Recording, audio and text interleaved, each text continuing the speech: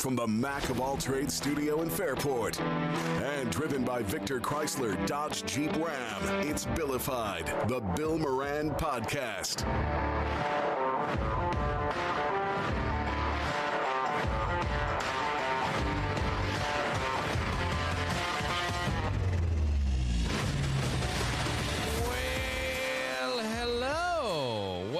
Thanks for getting your pod on. Thanks for telling a friend. That's how we spread the word around the pirate ship, or about the pirate ship, and around the pirate ship. People subscribing to the YouTube page at Billified. You can watch us live there. I actually had to strip audio from that last night because I forgot to hit record on the segment. Yeah, okay. I saw it last night. I was going to bed. I'm on YouTube, and I'm like, oh, the show's on. Yeah. So, you're going to bed at what? Oh, this must have been. This is like about 11 o'clock. Yeah, no, the show was well over. I was home in bed myself. See, what happens is my wife, she has to fall asleep to the television. Yeah. So I let her watch whatever she wants to watch, which is usually an episode. You're a good guy. Yeah, because I'm a great guy. Yeah, you know what we learned yesterday? What's that? I think you might be this guy. Okay. The golden retriever boyfriend. Well, probably. Golden retriever husband. Easy. Likable, like the dog, right? Great temperament. Has a tail that wags. And easily trained. Yes, right. So, then it's when she starts snoring, then I know, okay, all right, now it's my TV. Oh, so you flipped on. I turn on YouTube because she watches like Castle and stuff like that, right? Yeah. So she watches all these crime shows. I wonder if she's planning something. But anyway, so just taking notes. Just taking notes. So then I turn on YouTube and like, oh, it's Bill and Foodie and Doug Phelps. Yeah. Oh, cool. They were doing the thing, so you can watch us there.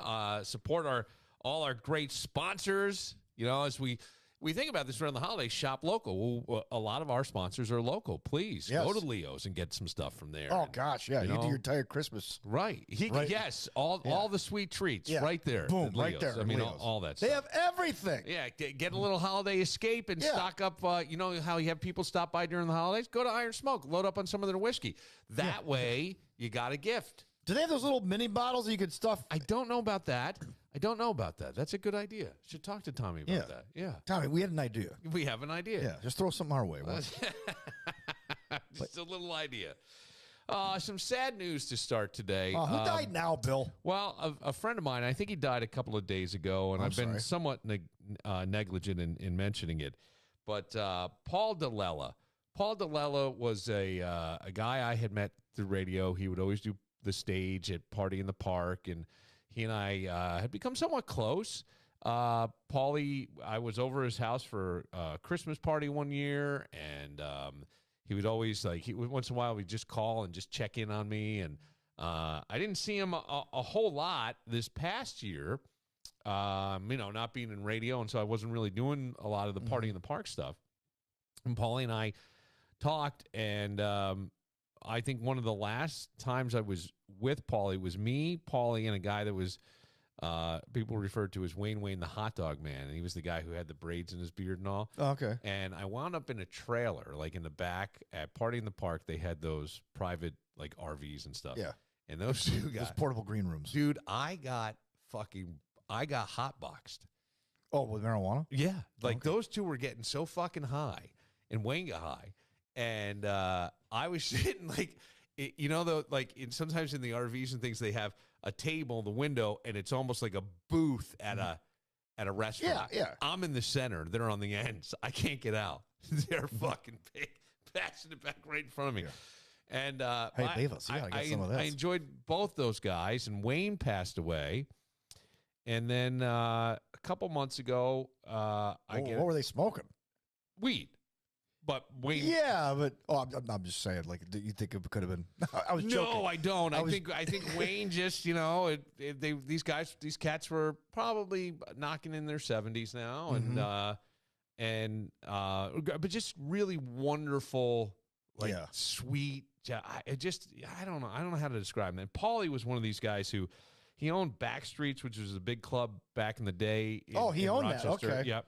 That was before my time, but mine too. But you had heard about it, right? Because there were a lot of bands and things. Oh yeah, every band guy in Rochester I know brags about the old days. Yeah, the way I talk about the '90s as if it was the greatest time to be alive. Right, man. Backstreets was the place you wanted to play. Yeah. Penny Arcade, Orange Monkey, just drop them all. So Paulie, Paulie ended up in the hospital. He was in Highland, and he called me, and he said, I get a call. Hey, man. I'm like, Paulie, what's going on? He goes, I'm in the hospital. I said, how you doing? I'm all right. I got, to run a bunch of tests, and I'd love to see you. And I said, okay. So I would text like, hey, I was coming by today. I don't know if I'll be around. I got a lot of tests. So I wasn't sure when to go, when not to go. And then life takes over, Right. And I never got, God, it just fucking breaks my heart, to be quite honest with you. I never went. And I feel like a very negligent human being. I truly do. Because I could tell from having seen Paulie, I think we caught up with each other over the summer for a minute. And then he had called me when Wayne died.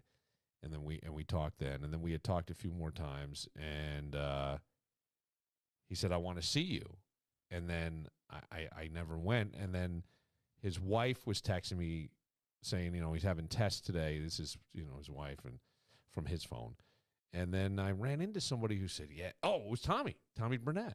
Tommy said to me, Tommy was doing a benefit for Paul. And at Iron Smoke. So you'd been sick for a while? Or? He had been, no, but this was like in the fall. I mean, he had been in the hospital. Okay. September, October. And Tommy was in here because we were talking about the Hoochie Fest that they were doing. And he and I were talking about Paulie off mic. And he said, yeah. He goes, dude, he's just really out of it. And I said, I know, I've been wanting to go see him. He goes, I don't even know if he'd recognize anybody at this point. And that was it. And then I never did. And it's just one of those things, man. You feel like, I don't know. I don't even know how to describe it. I don't even know what. I honestly don't know what to say. I think everybody listening, well, of course, knows what that's like. So you don't have to describe it. I think we all get it. I mean, it's one of those where you start to go, is my life so fucking important I couldn't go see a guy who had called me and said, I want to see you, and I didn't go? Right. Now, I kept using, I didn't want to show. I always worry, too, because, Paulie and I were friends. I doted on loved his granddaughter, and just one of these.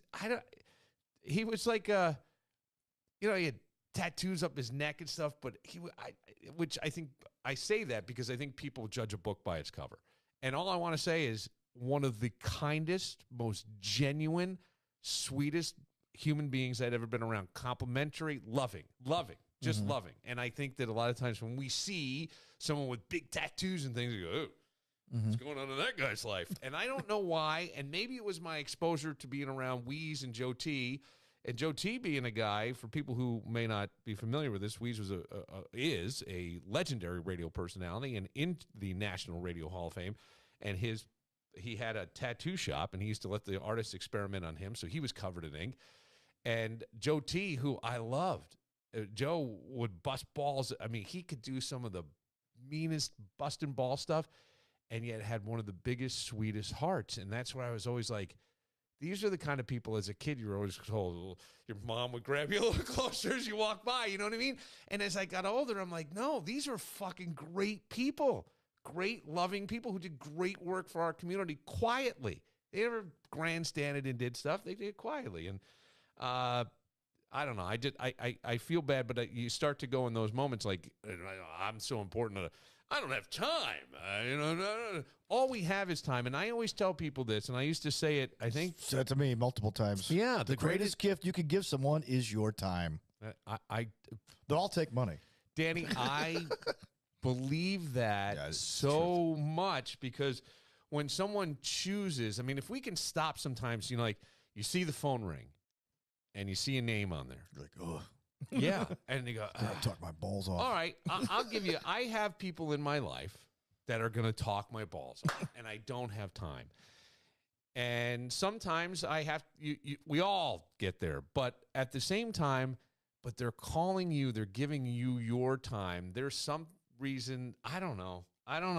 It's easy to get sentimental when something. When they're no longer there. Yes.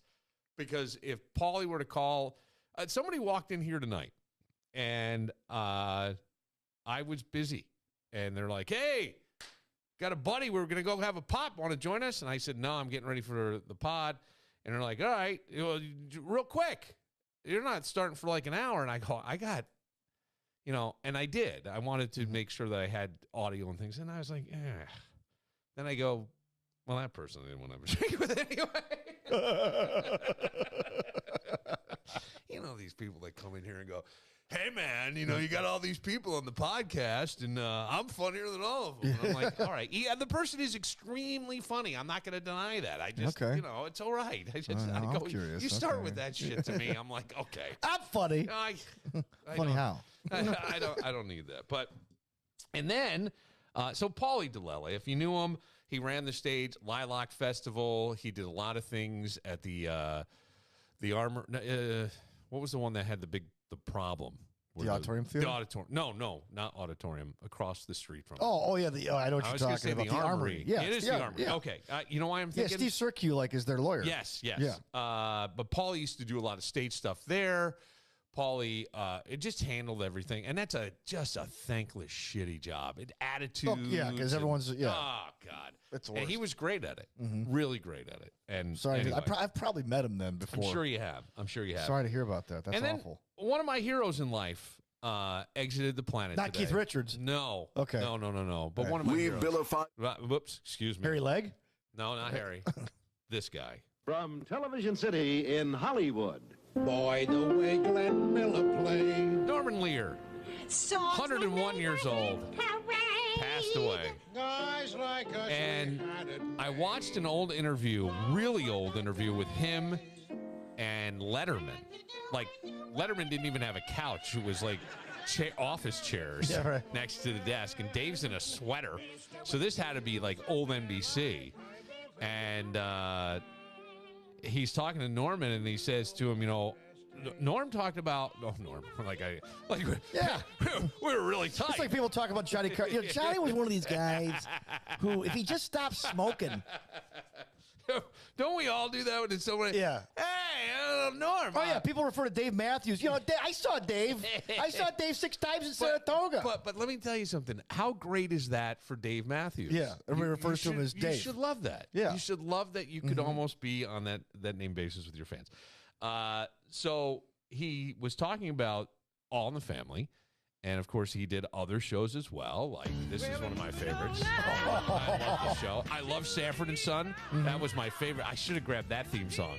Love that. That was, like, my favorite for a while. Was the theme song was my ringtone. No kidding. Wow.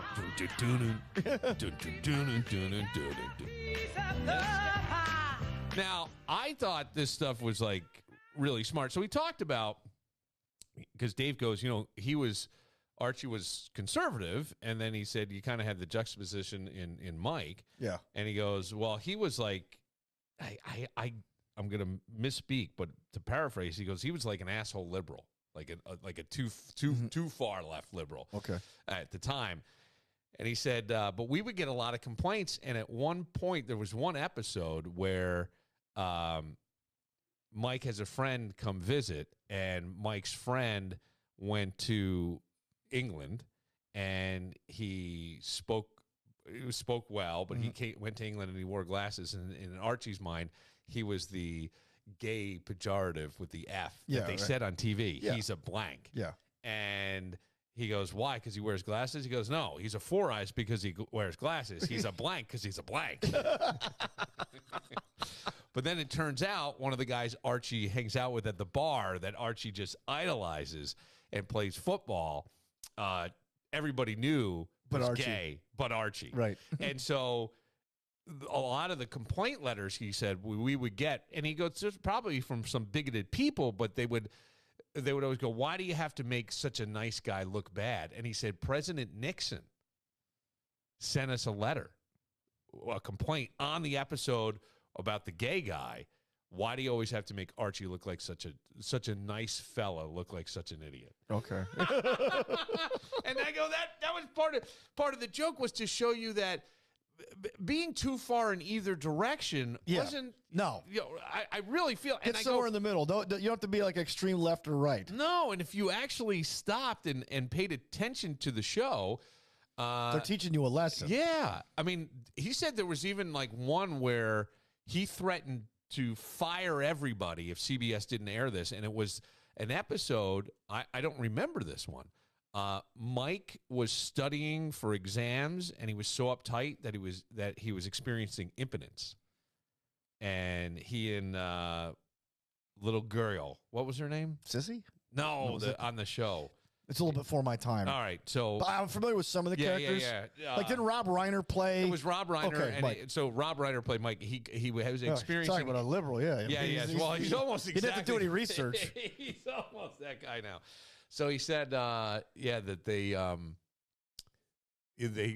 weren't going to air the impotence episode, and he said that he was ready to fire everybody. He was like, I'm just going to send everybody home, fire them, and that's it. And that didn't happen. And then he said that he was on Letterman because he was producing something, and Robin Williams did 5 minutes to stand up. All of a sudden, Robin comes out, and Dave's like getting frustrated with Robin. He goes, I wish we could just, because Robin's just in a rut. He's doing what he Robin doesn't does. stop. He's doing there are stories about where his mind went so fast that he would steal other people's acts and not realize that he was stealing it. Oh, no. They say. No. There's not a they say.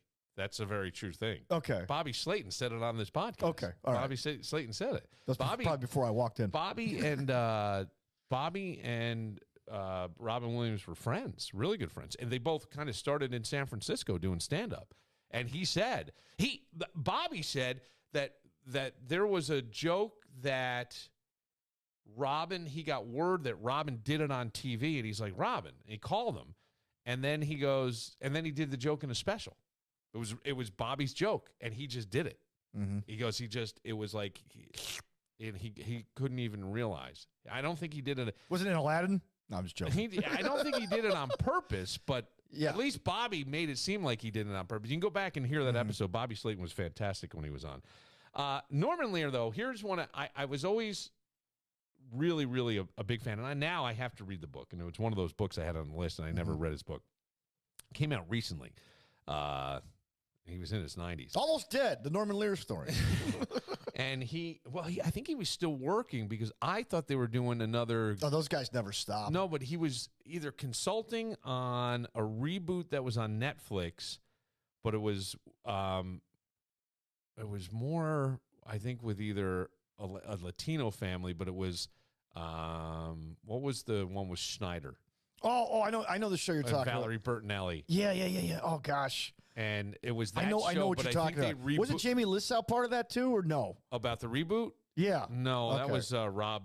That was Rob. Rob. Being Rob or something like that. Yeah, being Rob. But this is something else. But it was basically based on Norman Lear's. Mm-hmm. The hell was that show? Was Schneider was the thing and Too Close for Comfort? No, that's not it. Oh no, I know what you're talking about. Yeah. Valerie Bertinelli. Was yeah. Oh yeah. Okay. All right, never mind. Yeah, I know the show you're talking. It's gonna drive me nuts. Didn't Schneider? Wasn't he the super? Yeah, he was the super. Yeah. Okay. So that was a Norman Lear. So Norman Lear was consulting on the Netflix thing, and he was well into his 90s. But he talked about his mom, and I always thought this was really, really interesting because I had heard an interview once, and he said his One day at a time. One day at a time, That's Danny. Right. Yep. Thank you. Because all those shows when I was a little kid were in syndication. Yes. So when you're home all day with mom and there's nothing to watch but soap operas, and she's got to change the channel, you get like the Brady Bunch. You get all those shows that came out in the 70s. Yes. One day at a time, and I'm pretty sure they did a one day at a time on Netflix. But this was an interview. He talked about his mom was like the most narcissistic person he had ever met. Okay. Now his mother was Ukrainian, his father was Russian. And they were a Jewish family, and he grew up in Hartford, Connecticut. But he says this on his book tour. He was saying it on his book tour a lot, but I found a little cleaner audio, and someone almost seems to be interrupting him and prompting him along. My great friend John Mitchell called me on a Sunday morning. Please identify John. John Mitchell was president at the time of the American Academy of Television Arts and Sciences, and a lovely man. And a former president of Columbia Pictures Television. Yes. Yes, and a good friend. And he called. He said, "Norman, I have no business doing this, but I just had to tell you, we decided to form a Hall of Fame. Hall of Fame. He's like, and I want to tell you who the first inductees will be." And then he rattled William Paley, Edward R. Murrow, David Sarnoff, Patty Chayefsky, Lucille Ball, Milton Berle, and me. Wow. That's the inductee in inaugural class. Of course, called my mother. So he calls his mom. Instantly called my mother. Mom, I just got this telephone call. You can't believe this. They're going to start a Hall of Fame. The first inductees are, and I recited, Paley and Sonner and me. And she said, listen, if that's what they want to do, who am I to say? And that's my mother all my life with her. But at least both your father and mother saw some of your success. Yeah, well, my mother had a wonderful time with my success, but she would never let me know it. There's a lot of old-time Can parents. you fucking believe that? Oh, yeah. Well, if that's what they want to do, who am I to say? Right. Like, yeah. Was his mother in the business? No. Okay, that's even worse. And I don't think Norman Lear had, like, all the family and stuff. He was in his 50s when he wrote that. Yeah, there's still hope for us. But yeah, I mean, that's awful. I mean, like Barry Sanders, I don't want to break it to sports, but Barry Sanders always got mad. I hear there's a great documentary. Yeah, there is. I've heard a lot of great reviews. Prime. Even my uncle watched it, who, like, barely pays attention to sport. You gotta watch this Barry Sanders guy. Oh my gosh, you love it, Dan. Did you watch him play? I'm like, yeah, that's my generation. But Barry Sanders' father loved Earl Campbell and always told Barry, even to this day, you're no Earl Campbell. Wow. Oh yeah. So I mean, that happened. Like David Chase wrote Olivia Soprano's character to be like his mother. His mother was a textbook narcissist. Yeah, well, that's what he based Tony Soprano's mother's character off his own mother. Who am I to say? If that's what they want to do, who am I to say? I don't know why they'd want you. It's like, holy fuck. That's horrible. Jesus. Gosh, your life's Norman work. Lear. Well, Norm, now you get to tell her you did even more. In 2001, you have 9/11, right? So everybody's waiting for South Park's response to this, because South Park would do real time, like The Simpsons and Family Guy and all those other shows. They needed 9 months to create an episode. I think to this day they still need 9 months or at least 6 months to create an episode. South Park could do it in like a day or two. So they're waiting for South Park to respond to what happened in 9/11 and make a parody of it, and they didn't know how to do it. So they called Norman Lear. Oh, and really? he advised them on how to make fun of bin Laden and how to unite the country, because all of a sudden now we're going into Iraq and we got all this other stuff going on. That's amazing. I didn't know that. He advised them on how to fix it. Yeah. That's great. Well, Norman Lear, rest in peace, 101. We'll take a moment when we come back. A show I'd like to bring to television. I think it would do very, very well on television. Okay. A show that, well, I think this would be a hit. I really do. Oh, okay. Yep. Well, nobody ever went broke underestimating the taste of the American public. That's what I'm saying. Okay. How did you know it was in bad taste? I had a feeling. It might be in bad taste. I don't know. But, Danny, you know what's in good taste? Woodcliff Hotel and Spa. Oh, I can taste the wine now, Bill. You can get winter holiday packages there. Now, here's the deal. We have certificates, gift certificates that you can use. And they're good at the restaurant. They're good for a hotel room, or you can use them at the spa. I kind of say use them at the spa. If I got this, I would use it at the spa. You can get them to be a great gift for somebody. And the spa there is fantastic. It really is one of the most tranquil, quiet settings. You can, as you wait for the treatment, but then you can sit afterwards, and you can go with a group of people. If you have a bunch of friends that want to go do this, or you and your significant other. I mean, what a great way to just kind of get away from it all. I love this.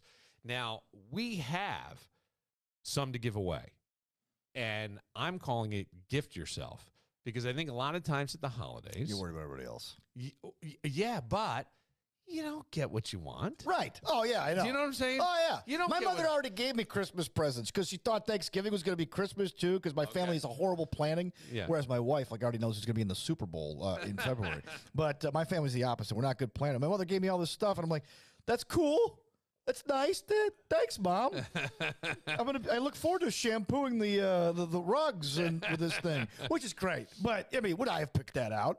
Probably not. Okay. So this is why you need to gift yourself. That's what I'm saying. To make up for those gaps that people didn't give you. All you have to do is call and leave us a message at 585-206-8866 and tell us why you deserve it. Now, maybe, possibly, you had something really exciting happen this year, maybe a job promotion or some kind of cool thing you created or you got a side hustle going. I don't know. And no one really recognized You're like Kevin. You made some new friends. Yes, and you could do. Yeah, I made new friends. I made new friends. Call us and tell us, and we're going to pick somebody like every week for the rest of the month and give them a gift card to the Woodcliff Hotel and Spa. You'll love it. Billy and I already tested it out. And I'm telling you, the spa there, you can't go wrong. No, like it is. They have everything. It's next level. Oh, yeah. It's next level. Yeah, for this area. This is beyond It is. next level. It's next level, and you're going to love it. And they also have a great restaurant and a wine bar. But just call. And so let's say you got something sad. You can leave any message you want as to why you deserve this, why you deserve about $100 gift card to the Woodcliff Hotel and Spa, and you can use it there. Oh, or maybe you go, hey, you know what? Things are a little tight. I'd like to win that and give it to my significant other. They really need to be gifted, right? And then you're a hero. Yeah. That's a gift, too. And that's a gift that keeps on giving Clark the whole year. 585-206-8866. You can leave that message anytime. Mull it over in your head. Think what you want to say. Practice a little bit. You know, whatever you want to do. That's it. And in the meantime, you can also find out more at woodcliffhotelspa.com. And you can find out about gift cards if you want to buy them for loved ones, which will make a great gift. And it's a great little, even just a weekend getaway for you. Oh, yeah. You know, as the winter months come and things seem to be gray and black. And the days all run into each other. Go there. Right. Relax. Stretch out. In that big bed. Go get some treatments at the spa. Have a wonderful dinner. Maybe go snowshoeing through the trails. It'd be great. It's big enough where your wife could go do her own thing. Yes. Or you could do your own thing and still be in the same building and then come back 4 hours later and not be sick of each other and go out and have a good time. Exactly. It's perfect. It's perfect. Well said. Well said. I'm taking my wife there. That's right. Find out more at woodcliffhotelandspa.com. Woodcliff Hotel. Let me say that again. woodcliffhotelspa.com.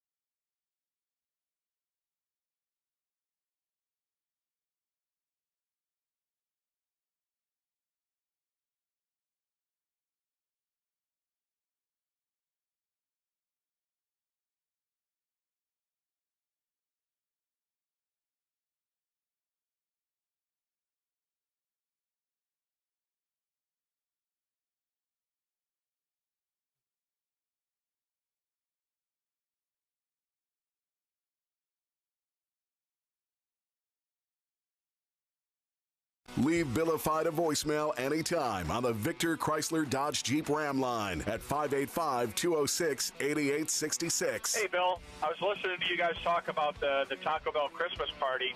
Are you sure it was Taco Bell and not movies? Because that sounds an awful lot like the plot of Clerks 2 by Kevin Smith. Except for they had a donkey show. Later. And be sure to like and subscribe to Billified wherever you get your podcasts. That shows you how good Clerks 2 was, because I saw Clerks 2 and I don't remember a damn thing. So, other than the fact that it went from black and white to color. That's the only thing I remember about Clerks 2. There was a story that we did last night about a woman who, there was a holiday party last year, and she wound up suing because it was at Taco Bell. She was a Taco Bell employee, and she was invited, it sounds like it was at the restaurant, to like a potluck dinner, bring your own dish. So I found this odd, but maybe I'm wrong. She decided to bring guacamole to Taco Bell. But whatever, it was a party.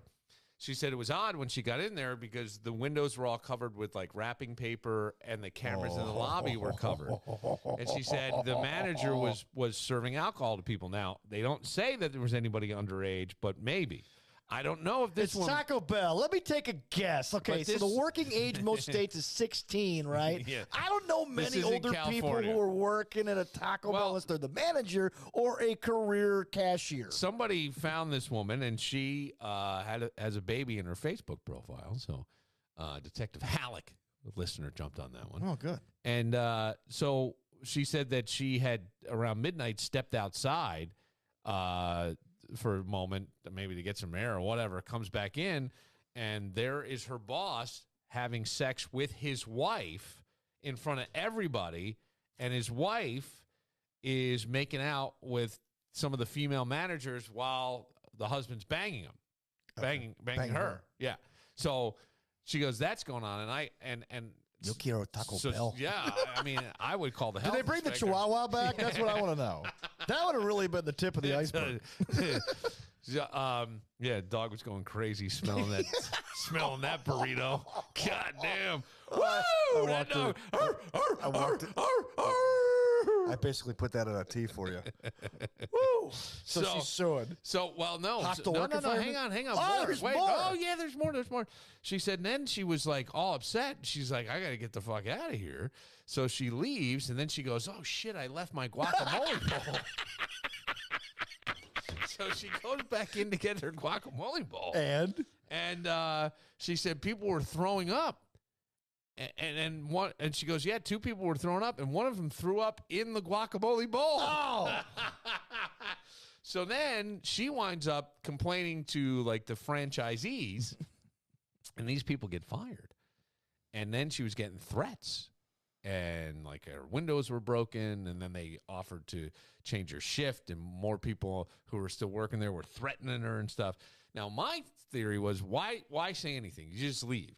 Yeah, I'm done. Does your job mean that much to you? But hang on, Doug last night did bring up a good point. As a woman, you may feel very unsafe, and you know what else is going on. Now, this sounds to me like the manager and his wife this was a recruitment party for swingership, is what I think. But I don't know. Applying alcohol. I would have never thought about that. Well, you know, my mind it's doesn't me, go there. and of course not. But so there you go. That's all. Wow.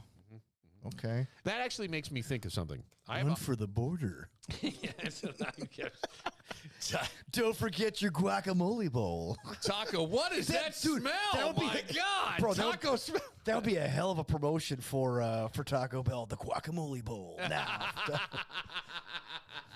let's turn a negative into a positive. I have a holiday theory that just along those lines. Because I say this. If you walk into a party and you notice that the windows have wrapping paper over them and the cameras are covered, 9 times out of 10, I would probably leave. Yeah. Yeah, there's something something's going on. Now, I may stay around just to see what kind of shit goes down so I can tell you guys. Yeah. But that would be it. But I also have this theory. You know Beatrice from Second Shift? Man. The more Christmas lights outside the house, the more problems inside the house, I say. The more Christmas lights outside. Well, look at the Griswolds, Billy. Yes, Look at the Griswolds. Problems inside. Yes. Those problems found them. Why? Because Clark couldn't let it go. I was writing these down today. every light on the outside of your house represents one thing wrong with your life. That was my theory. I go, because I drove by this house, and it just looked like somebody just went out and just fucking threw the lights everywhere. They weren't really put up in any order at all. There was colors. They were all white, but some were off-white, some were frosted white, some were this white. And I go, replacement lights. The more Christmas lights, I said outside the house, the more problems inside the house. And I go, every light outside your house represents one thing wrong with your life. And then I decided to take it one step further, because I did see something funny on Facebook where it's all the inflatables, but so there's all these downed inflatables, and there's a Yoda with a lightsaber inflatable with a Christmas hat on, like he just killed them all. I go, that's kind of creative. But then I thought, inflatables represent 10 things wrong. Every one inflatable, 10 things wrong with your life. Okay.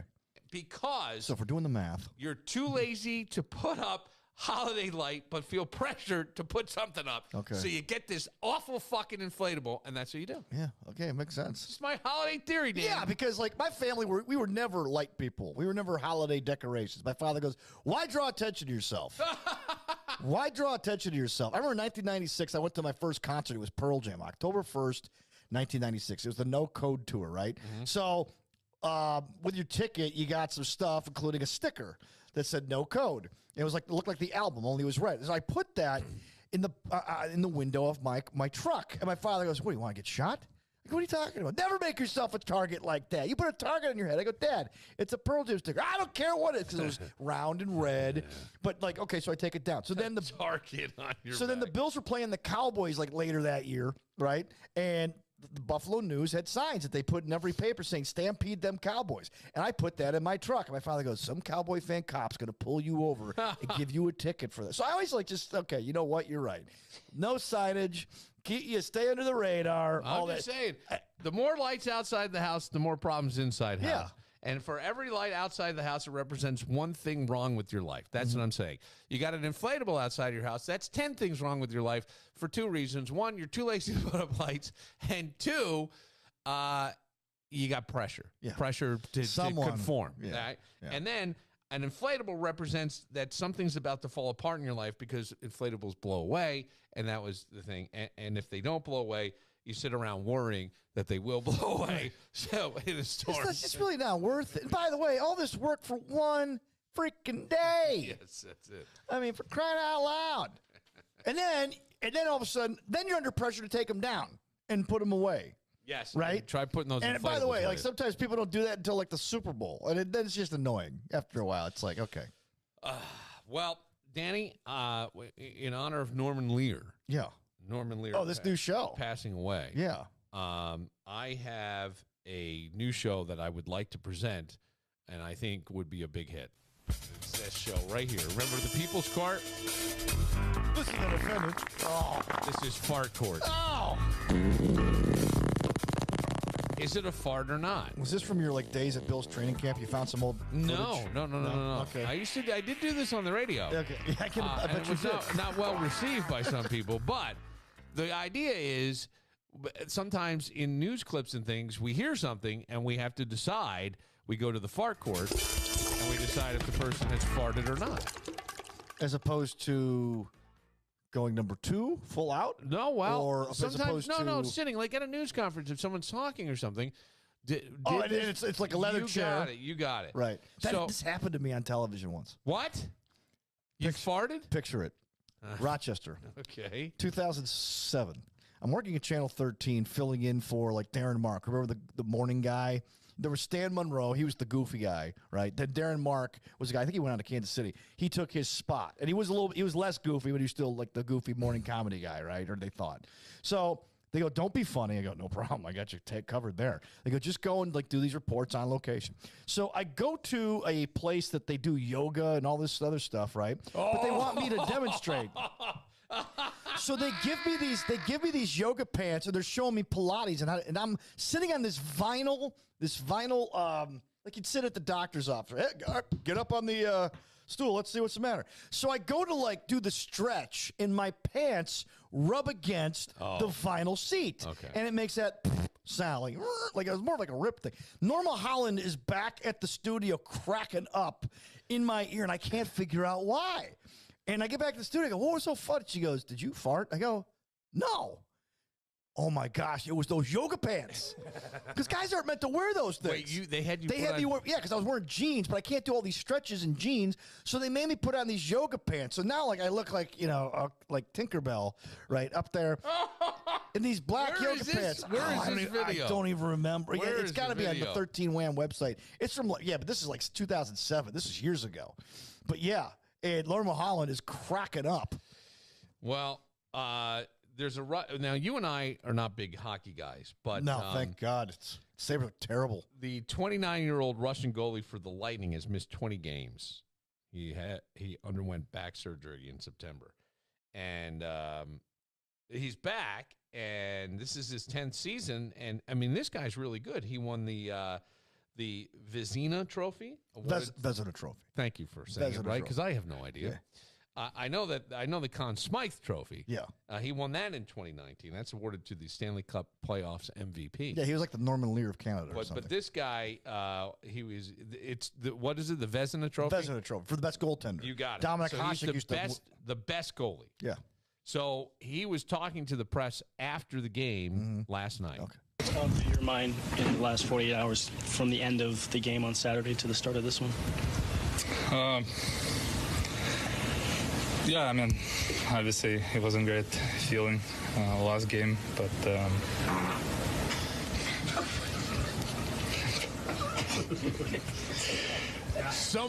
somebody in the press farted. Yeah, but go back to the beginning. What? The very beginning. I think you hear it too. Your mind. That's the microphone. Mike. Okay. What's gone through your mind in the last 48 hours from the end of the game on Saturday to the start of this? I'm going to say the first one was the mic. The second one was an actual. Remember, to go back to the fart court. Okay. I'm saying number one, mic trouble. Number two, actual fart. Yeah, I agree. In the last 48 hours from the end of the game on Saturday to the start of this one? Yeah, I mean, obviously it wasn't great feeling last game, but now they all start laughing and the kid's head drops. Like he can't even continue talking. So I don't know if he farted. What was the question? What was the question? Yeah, my turn. Yeah, so just. Sorry. I mean, I was just. Did the stick fall out of the locker? I mean, that had some reverberation. Yeah, it did. That was pretty good. Now, so we're saying first one, yes, not a fart. Second one, fart. Yeah. Okay. John Kerry at a climate change summit. Oh, of course. Just the other day. I'm gonna say yes, just out of principle. Well, let's take a listen. Go ahead. More coal-fired power plants permitted anywhere in the world. I find myself getting more and more militant because I do not understand how adults who are in position of responsibility can be avoiding responsibility for taking away those things that are killing people on a daily basis. And the reality is that the climate crisis and the health crisis are one and the same. Now, I think that was John Kerry. Oh, yeah. I believe John Kerry farted. Have you seen John Kerry? Those things that are killing people on a daily basis. Oh, yeah. Yeah, that was Kerry. It's a fart. Yeah. I think Kerry farted. He looks like one of the old guys from the Muppets show. Have you seen him lately? Like, he has so much Botox. Yeah. You can't tell where his chin starts and his head stops. I mean, he's a smart guy. I understand. You feel like you're doing the right thing. Well, all these guys stop, like they run for president and they can't get elected, so then they go become climate activists. But they don't say any of this stuff while, or at least Al Gore and John Kerry didn't say this while they were running. I thought Kerry did. No? He may have. Gore didn't, though. I thought he did. Bill Maher used to kill Gore. He goes, why do these guys like wait till after they can't get elected anymore? I can't answer that. Because I now thought it's like, that's the rallying cry. That's, but yeah, I think he was definitely, he was passing air. Yeah. He's on a daily basis. And the reality is that He caught it. Yeah. Okay, so you're saying there's a little pause there. Let's go back. Yeah. Let's just hear if we hear a little bit of pause. More coal-fired power plants permitted anywhere in the world. I find myself getting more and more militant because I do not understand. It's getting worked up. Pressure's building. Pressure's building. And then can be avoiding responsibility for taking away those things that are killing people on a daily basis. And wow. It's like killing people on a daily basis. Wow. Well, okay. That's like perfect storm. You remember his wife, right? I don't know if she's still alive. She's got to be. Teresa Heinz Carey. Yeah. Okay, so She's Teresa. from the Heinz family. Right. When you squirt ketchup out of a bottle. Makes a fart sound. Right. Yeah. There's a whole SNL piece about that. Yeah. Dad, you farted. They did a whole SNL at Thanksgiving. Yeah. No, I didn't. Right. It was the ketchup bottle. Yeah, no ketchup bottle this time. Just Carey. I think they made it the queef bottle or something after that. I don't remember. Something horrible. But here. the reality is that the climate crisis and the health crisis are one and the same. I don't know about that. Those things that are killing people on a daily basis. It like lands. It's almost like you can go, you can drive. Right. You know, it's almost like all that. It's like his body just went on a daily basis. Air left both ends. He's getting worked up. Oh, yeah. Yeah. I think On a daily basis. And the reality is that. Oh, hey, Mon, what's that mean, Mon? All right, there you go. if that were Biden, he might have just plowed through. So that is my television show idea. Yeah. We debate on TV, did this person fart or not? Do you remember when Jim Tom Sula was coach of the 49ers? He was between Harbaugh and Chip Kelly. And then, of course, Chip Kelly got let go for Kyle Shanahan. And he's at a press conference. So this guy, like, he was hired basically because he would do Jed York, the owner's bidding. Mm-hmm. And they couldn't find anybody to take the job that want to work for him. Well, he was like an assistant coach, and they promoted him to head coach. And at a press conference, he like loudly let one rip, as if he like had any less credibility. And that one pretty much like nailed it for him. Sent him packing, but yeah. All right, we'll take a moment. Let me ask you this, Daniel. Mm-hmm. Have you ever felt like your significant other, and maybe not your current administration, but at some point, was setting you up? I didn't expect that kind of reaction. This is coming out in the book. Yeah, it's coming out. Gaslighting, how to avoid it. All right, well, we will get to that next, but first.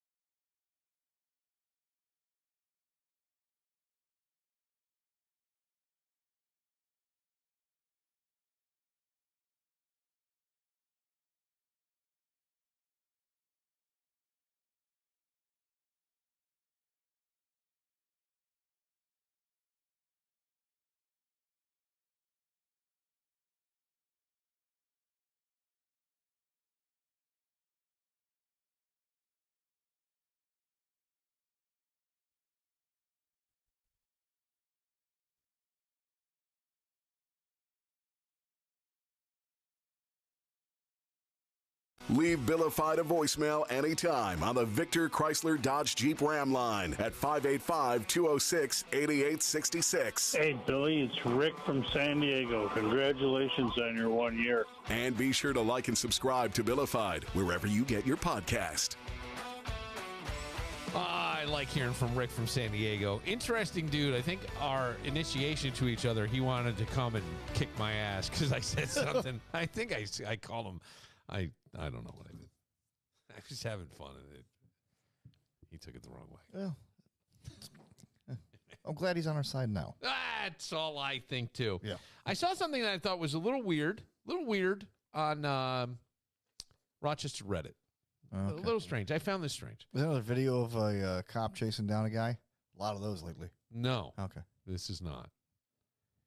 It says, it's cold outside in Rochester. I want to make a recreational fire to make some s'mores and just have a good time during the sunset. Okay. This is what it says. All right. So I go, you can do that. well, in your backyard. Right. That's not what this person wants to do. Oh, what does he want to do? A This Kodak? sounds like a creepy person. It's legal to create a fire outside in Rochester, New York, so long as the rules are followed. And then they put up the city of Rochester rules. Where's a good place to start a recreational fire? How about your backyard? You not own any property? If you don't, then guess what? Don't do it.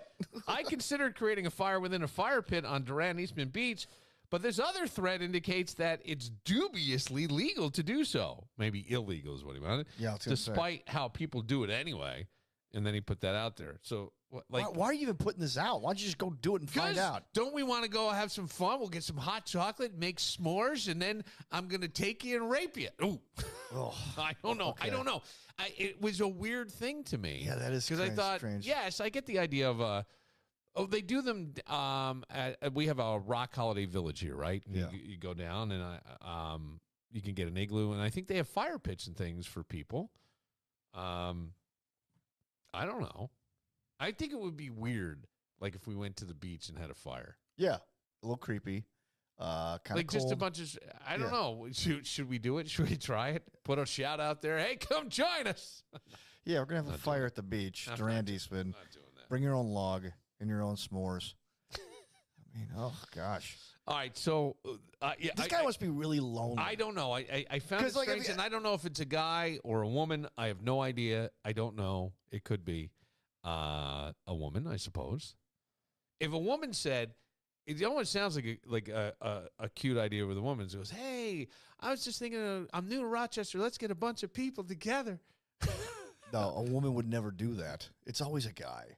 Some woman's not going to do that. Maybe, even if she is new to Rochester, that's like the last thing she's going to want to do. You don't think she's going to want to go make a fire on the beach and try to find strangers? Oh, there's a lot of ways you can find strangers that are safer than building a fire on the beach in Rochester, New York, where the crime is at an all-time high. All right, there's a TikTok trend, and it is not the how to steal a Kia. Oh, great. It's called the Name One Woman Challenge. Are you familiar with this? No. Name One Woman Challenge. And it's very, very simple. A woman asks, so Boo or Beth would say to you, name one woman. Like famous person or? No. So usually guys will pause because they don't get it at first. And so the question has to be repeated. Name one woman. Yeah. So if Beth said to you, name one woman, what would you Safe answer would always be your mom. Your mom. Okay, you think okay. All right, so here's somebody on the TikTok trend. From Television City. Whoops, not from Television City. My bad. Excuse me. Sounds like a great place. Name one woman. That's the question? Yeah. Wait. Okay, but I do have a question for you. What? Name one woman. Huh? Name one woman. Name a woman? Yeah. Anne Hathaway? Why? Okay. Do you get it? She's so... You would fail this. Okay. You would fail She this. starts laughing, and he's This probably like, is- what? This is the And she what I'm goes, talking you have a about. crush on Anne Hathaway, Well, don't you? okay, maybe. And he's like, no, I do not. So, but she's laughing. But so then he'll start laughing. Look at your face. You're laughing. Look at this guy. Now listen to this guy. Name one woman. That's the question? Yeah. Alex. Alex is her name. Duh. How stupid do you think I am? How stupid do you think I am? Mm-hmm. The idea is, will he say your name? Name one woman. The answer should be Beth in your world. Yeah. Yeah. Hey, boo. But boo, right? Mm-hmm. But you would say, but if you said your mom, that would be It would derail the whole thing. That would be the best TikTok challenge. That would be the greatest one ever. You would go fucking viral. Do it tonight. Okay. But yeah, I mean, so is the idea to gaslight you? I don't know. Probably to start a fucking fight. Right. Who knows? Yeah, I've had multiple of those with past women, not my wife. Have you had things set up like that? Oh, yeah. Yeah, like what? Give me an example, because I can't think of one. My first wife would hide money in certain places in the house. Oh. And I would never do that. Yeah. And then come over to me and say, hey, I had X amount of dollars in here, and now I only have Y amount of dollars. Did you take any money from this? And I'm like, I didn't even know you put money in there. Well, how did you not know that? You know that I do that. You would just, and I'd be like, what? Like, kind of like, you're smiling, like, what? Yeah. It's like, see, you're laughing. You're lying. You know it. Or my ex-wife would say, and I thought this was a form of projection. Would you ever cheat on me? I'm like, no. At one point I go, when?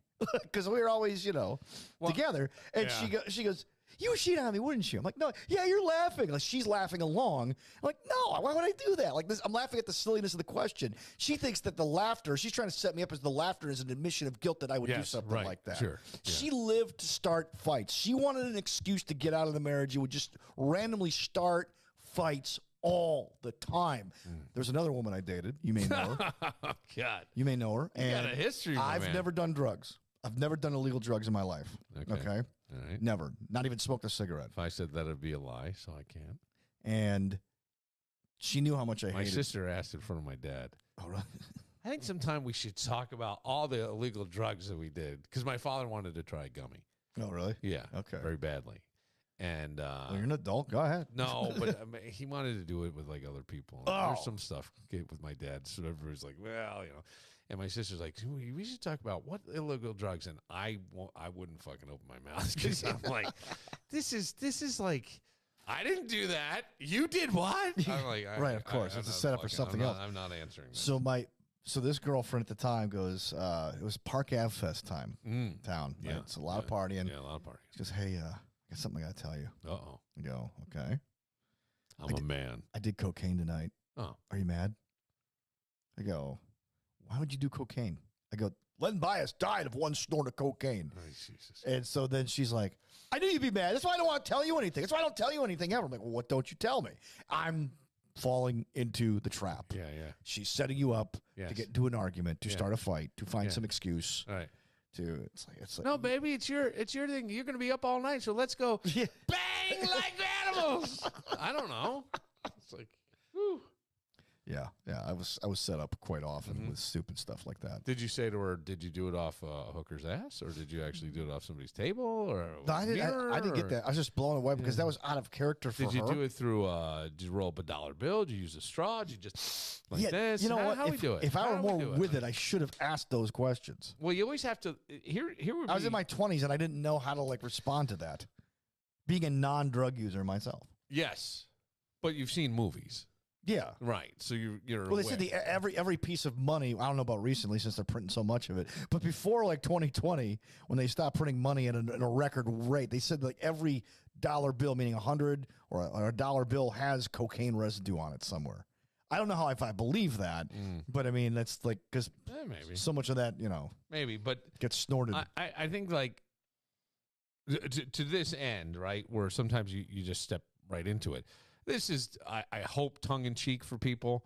Like the guy who said Anne Hathaway, clearly you said name a woman. He's not thinking about Anne Hathaway at that moment. You know what I mean? Right. So it's not that. He's not picturing Anne Hathaway. Well, maybe he is. He's banging you. I can't answer Name that. one woman. Stephanie Ide. Why? God, that's the worst. Reminds me when Larry David they were all sitting around and they go, who would you like among... anybody in this room, who would you like to have sex with? And everybody's going, my wife. And Larry goes, what? They ask him, and he's he's being honest. Well, but it's like a big, So the thing is, like, there's always, you got to just sort of see it. So but I think going back to your scenario, yes, when someone asks you, are you mad? Well, yeah. I'm not mad. I'm disappointed, or I thought higher of you would be a good answer. Yeah. But when we're young, like all of a sudden we're put on the spot. Our emotions take over, and we don't have the experience to deal with that situation. No, and I always go, if you can just step back. I just think in every situation. Yeah. I even think in political conversations. In political conversations, I think people get so heated because, like, I overheard a conversation. Somebody's going, if we go back to those Trump gas prices, that would be good. And I want to go, well, don't forget, New York State suspended the gas tax that really lowered it for a long time. The gas tax here was suspended. So but it wasn't just that. And it's not something, there's other factors at play here that are out of the control of, it's economic, it's worldwide, it's, all this. But so sometimes I think people just emotion right away. Emotion. The irrational mind guides the rational. You got to flip it. An emotion. It takes practice. And that's all. So it takes a lot of work. But when it's your significant other, there's a lot of emotion there. There's this one girl I dated, right? Now I'm trying to think, man. I don't know that I've ever had anything like that where I was set up. I don't believe I was ever set up. So, Facebook, you see everybody. You see everybody's Facebook. You see who they add as friends, right? So there was a girl. Her name was Nikki, and she worked on the Zone. I never really met her. Oh. Right. In fact, I didn't meet her until my wedding. My first wedding. She was actually my ex-brother-in-law's date to this wedding. And this is like 2 years prior, or 3 years prior. I wasn't even with my ex-wife at the time. And I'm dating this girl. And she's the one who dated Eddie Murphy. And she calls me up. She goes, I got to talk to you. I go, yeah, what's up? Who's Nikki? I go, Nikki. Hey, Nikki, you're so fine. You're so fine. You blow my mind. And she gives me her name. And I'm like, oh, yeah, she's a DJ on the Zone. Uh-huh. Do you know her? I go, well, no. We're all kind of radio people. We're all connected. Well, why would you friend her? I go, I didn't. She friended me. Well, why would you accept her friend request? I go, because that's kind of what I do. I accept everyone's friend requests. Well, you should be more selective. I go, why is that? Yeah, I've gotten more selective. And then she goes, well, I guess we're both a little punchy today. I'm like, I'm not being punchy. What are you saying? I'm being punchy. And that's what kicked it over. And that's when you told me the next day, Danny, run. Run. I'm sure. You met the girl. You're like, run. Not walk. Run. I did. Oh, yeah. I don't remember. Oh, yeah. Good looking, older than you. Yeah. About your age. About my age. Yeah. What are you dating somebody that old for? Well, yeah, she was attractive. God. She was beautiful. Did you count the rings around her areola to find out how old? We never got that far. What? No, never got that far. Right. She was. I vaguely remember her. Yeah. But there was a touch of cray. Yeah. Yeah, there was a touch of cray. Yeah, you're like, bro. I can smell it. Don't walk. Run. Look, run. I can see. Next thing I know, I'm meeting my ex-wife. All right. Here's. Some people like drama and things. Oh, they invent it. Yeah, I'm not a big fan of that stuff. I don't understand it. Well, I would just say this.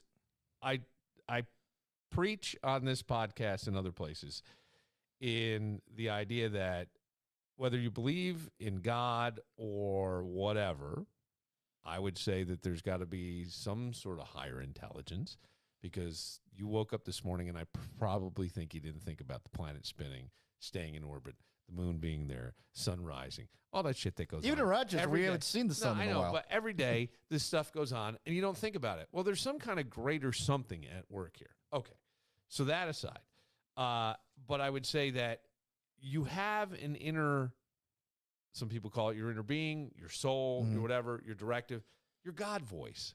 It's telling you about things and people and stuff like that. I just can I see people and I just act according to how I feel. And because I think that's my guidance system. Your feelings are your guidance system. Yeah. And if you believe in God, well, then they're God sent. If you don't believe in God, then or higher intel, whatever. But I do believe that there's that. So when I see people, and I told you about a person. Yeah, you're pretty good about that. Yeah. Yeah. I think I always was. I mean, I didn't always act on it. I would know and be like, oh, boy, well, I knew it was coming. Yeah, you did. You knew. and you went anyway, and okay, all right, but that was your choice. Well, the reason why you said that is because I had dated a girl previously who I really liked, and I thought really liked me for a while, and she worked with us before I started dating her. Then she went on to another company, and then after we broke up, you and Tom were like, yeah, we wanted to tell you it was a bad idea, but you look so happy, so we didn't want to spoil your fun. But yeah, we're glad this kind of ended. Really, I mean, Danny, this is for the best. Like, you didn't say anything. No.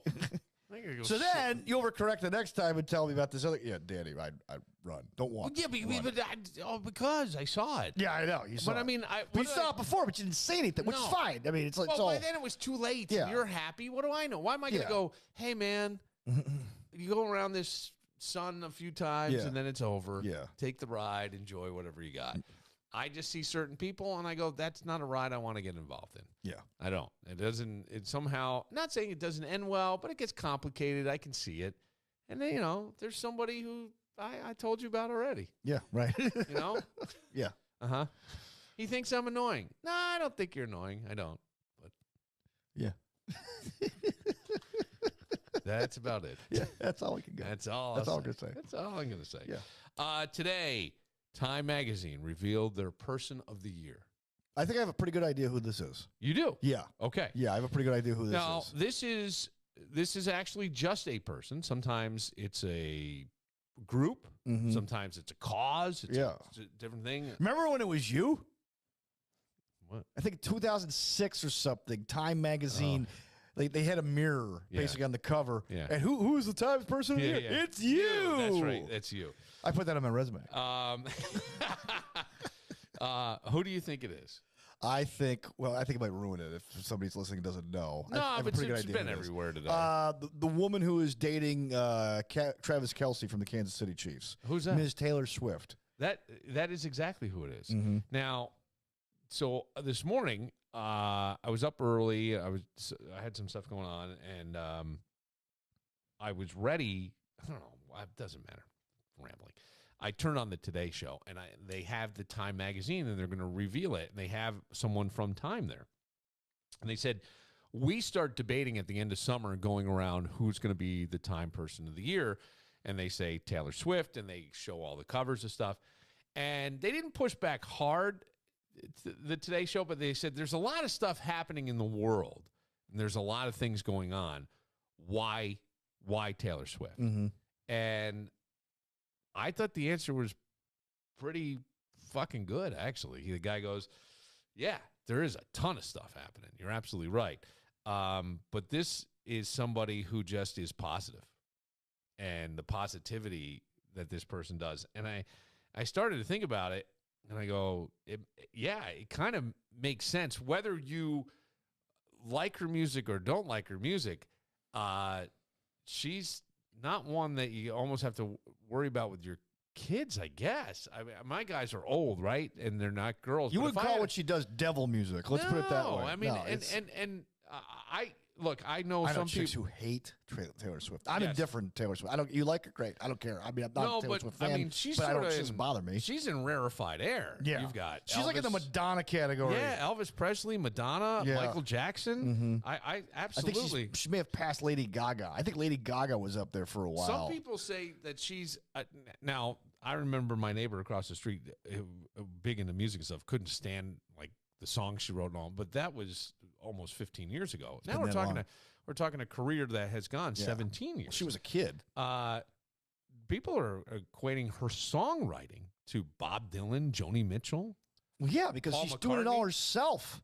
And she has over $1 billion. And I would say that being a woman in the entertainment business and being able to just hold your own. And I'll tell you, the one thing that she did, like, you got to hand it to her.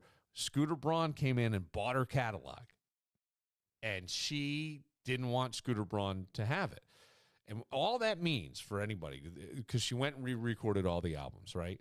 And everybody's like, well, oh, yeah, so now she owns it. No, Scooter still owns that. Scooter still owns that, and the original stuff. Yeah. But she re-recorded it. Here's the difference. If a movie comes and says, we want to license a Taylor Swift song, Scooter would get the money. Right. Now, She has re-recorded the song. She owns it.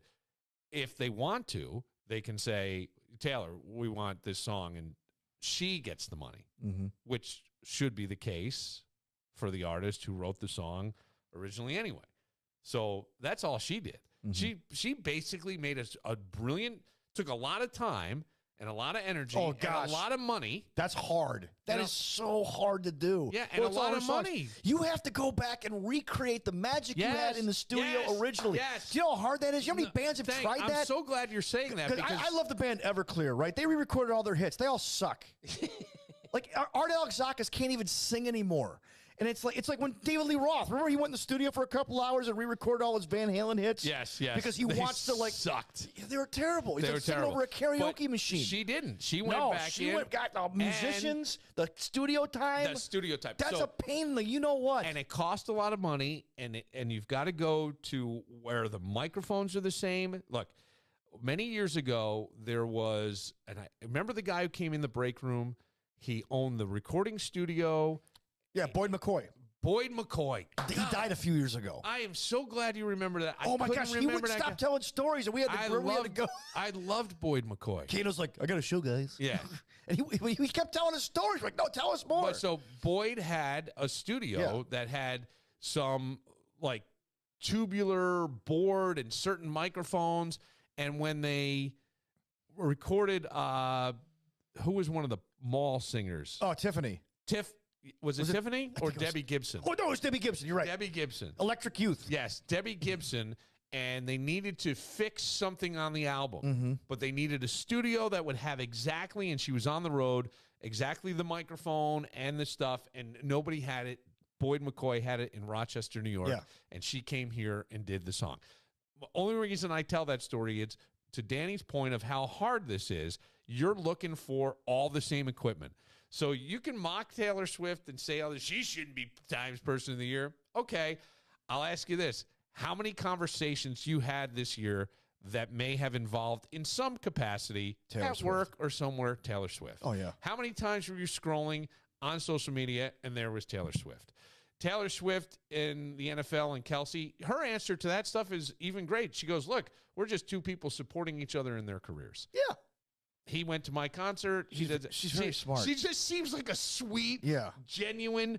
I mean, I know there was all this stuff about songs she wrote and this one, Taylor Swift writes something about breakup. Maybe. She was a teenager. She was a teenager, young 20s. Think about this. We just talked about Danny having a girl come up to him in his 20s and go, I just did cocaine. And Danny's like, you're right. You step right into it. Yeah. Your emotions. Yeah. Oh, okay, a girl can't write a song. I'm just saying, and I know I'm defending Taylor Swift, and I don't need to, but because I thought, sure, are there other things in the world that certainly could be more important than Taylor Swift? Yes, but is Taylor Swift, by the way, one of the only individual people in the past 50 years under the age of 50? I think there's only been 4 Times Person of the Year under the age of 50. She's 33 years old, worth $1 billion. Did that Greta Thunberg become a Times Person of the Year once? I don't know. She may have. Yeah, she may have. They whiffed on that one. We're all supposed to be frozen, bro. We're supposed to be frozen in ice. I can't. Or heated. I don't know. All right. Here would be my thing with that. Okay. I don't know what's happening with the planet. I like to think the planet will take care of itself. I can tell you what's going to happen. It's in the Bible, Bill. Well, Jesus is coming back. Everything's going to be just fine. Okay. Go ahead. But give me your theory. But my theory would be like the planet takes care of itself. Yeah. Now, I do remember somebody saying about 30 years ago, at some point, Rochester's going to have more the climate of Atlanta. Over the years, we've had less snow. Does that mean it's going to continue? I don't know. Do you see anybody making movies outside with a big giant peach? I don't think so. No, but do you understand? Yeah, I see what you're saying. And we've had more mild winters. Winter has seemed to started later, like the heavy winter. Okay, but we've got snow today. It was delightful. It was, it was not impactful. It's like that happy snow, light snow, not that crap. It's snowing out. Yeah, but I'll say this about Taylor Swift. I mean, and the Eras tour about. I'm sorry, the Eras tour was all her career.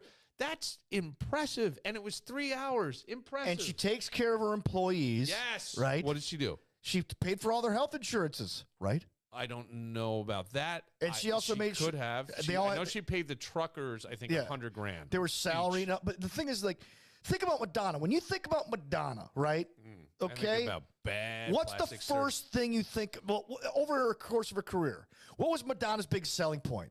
It was sex. Yeah. Right? She even wrote a book called Sex. Yeah. And every movie she was in, it was involving like sex. And that was her big push. Well, and that was except pushing the Evita. envelope in the 80s. Evita. Well, that was later. Evita, yeah. Yes, you're right. Later on, when she was more established. But she was like Truth or Dare. That's like her whole thing. I mean, she was married to Sean Penn at one point, which I can't imagine what that relationship was like. But the point is, though, is that I like Sean Penn. I'm not saying he's a bad, but he's just he's like a pseudo intellectual, and she's just kind of like Madonna. She thinks she is. But the point is, though, she's like Madonna, a boppity boopy. Yeah, boopity. But the thing is, though, is that Madonna doesn't write all her songs. It looks like she is. Yeah. Well, other people write them, and she buys them and calls them their own. Taylor Swift has written every song by her since she was 15 years old. Yeah. She hasn't had to sell sex. She's not into drugs that I'm aware of. No. She's never embroiled in any controversy. No. She's done it the right way. Yeah. But everybody's like sick of her because familiarity breeds contempt. And so I was like, I don't have a problem with this person. I don't either, and I don't have a problem with Time picking her as the person of the year, because when we look at everything else would have been controversial in some way. Controversial in some way. We look at what's happening in Israel with Hamas and all that stuff. We look at what's happening on college campuses with they're not showing certain. There's a sentiment of anti-Semitism. I don't know how valid or not. They were showing some stuff on there. And I think the schools are starting to feel pressure from donors and things to hey, we're going to, the presidents of these schools. And the only thing I would say is this on this one. But they'd have to commit an act of genocide to break any rules. That was what the presidents were saying. Like, you could speak about genocide all you want, but you can't, unless you commit it, we can't do anything. Well, the problem is, though, the freedom of speech stuff? Yes, that's my biggest thing. If we start to err on the side of being too cautious and protecting it's going to come back people, to bite you on the other end. On the other end, we lose what our democracy is about, and I don't like any of this talk either.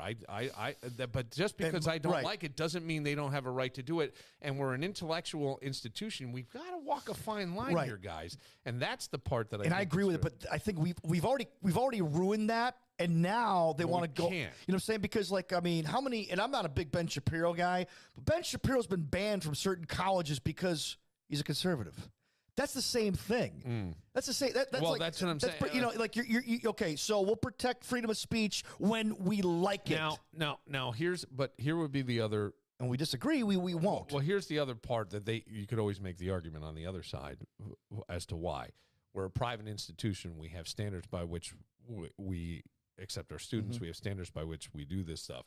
So we don't, this is against our standard. Like, whether it be something as simple as it's a dry campus and you're caught drinking, we wouldn't want certain. Right. So I think they could push back with that. I just worry about what happens to free speech in our country when we start succumbing to certain pressures. I'm not saying that anybody should like it. That's not it. It's about free speech, because we lose that, and we really lose what is one of the great things about our country. And then you open the door for everything.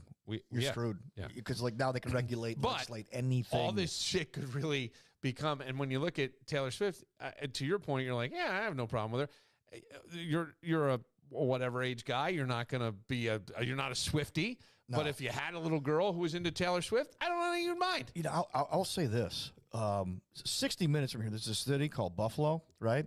And what's the most important thing to the people of Buffalo overall? What's the most important thing? The Buffalo Bills. The Buffalo Bills, easily. Okay? Now, the Buffalo Bills play a certain team this week. You want to tell everybody who that is? The Kansas City Chiefs. And their tight end is named Travis Kelce, who is dating Taylor Swift. Now, there was somebody who actually, or there was a movement in Buffalo to ban all Taylor Swift songs this week. Cute. And you know what the radio station said? That's a cute idea. Sorry. No, we're not doing it. That's how powerful Taylor Swift is. Yeah, but that's cute. It's a cute idea. Even Taylor would go, yeah, it makes sense. They still won't play Bon Jovi for what he tried to pull 10 years ago. All right, we'll take a moment. Danny's wife is a teacher. Yes, she is. I saw an article today that I thought was very interesting, and maybe you could add some perspective. Maybe we have to get Boo on the line. Okay. I don't know. All right. But we will we'll find out and do that next. But first.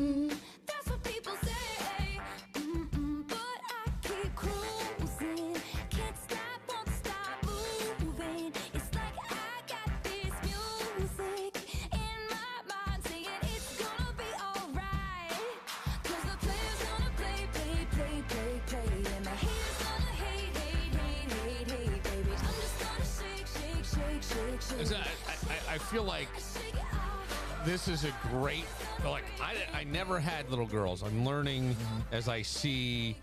I don't even know if my nieces are experiencing some of this or not. But well, my niece is a huge Swiftie. No, I'm not saying. Well, yeah, mine too. But not so much the Swiftie stuff, but the bullying. And I hear that girls are very cruel to each other. Okay. And the idea that to just shake it off, not a bad message. No. You know, and this is certainly autobiographical for her, if nothing else, right? So my wife asked me an interesting question. She goes, would you ever go back to high school if you could? And I said, well, depends. Depends.